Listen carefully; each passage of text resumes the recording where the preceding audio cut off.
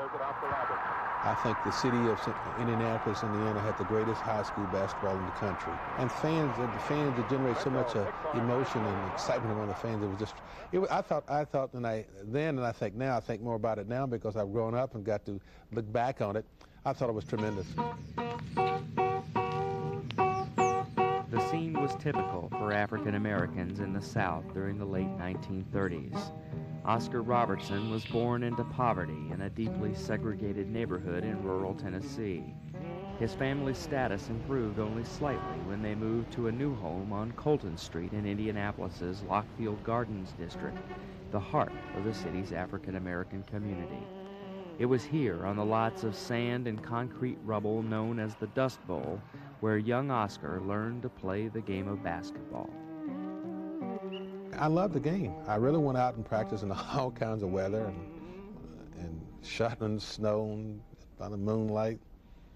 And, you know, I just perfected my game, and I learned the fundamentals.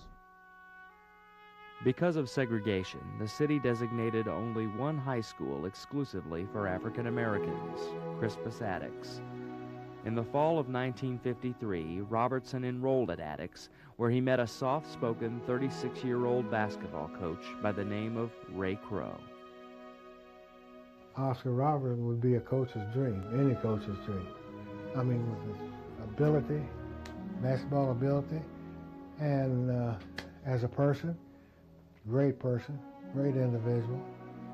You know, easy to coach, had leadership ability that made him make everybody else on the team better. You couldn't help but love those Attucks teams with Oscar. I mean, he was such a great player. In my mind, no one has ever come close to being that good. Because they had no gym of their own, the Attucks Tigers had to play every one of their games on the road. Their talent and overall success attracted thousands of curious spectators statewide. Many small-town fans had never seen a black team before. Demand for tickets soared, and soon Coach Crow's club found themselves playing their home games at the spacious Butler Fieldhouse. I thought it was the greatest thing in the world. I mean, you know, it's like it was like heaven to me, you know, to be able to go and play in Butler Fieldhouse at that particular time, and it seemed so big and massive. Had, I don't know, 13 or 14,000 people screaming. And wow, you first go out there, so where all these people come from? Even though they drew the largest crowds in the state, Attucks always felt the icy undercurrents of prejudice flowing through the stands nearly every game. It's hard to describe, really, but the atmosphere, you know, in the field house at that time was not all in our favor. There were those who didn't want to see us win, and there were those who let it be known by their boos and throwing stuff, you know, trash out on the floor and that type thing.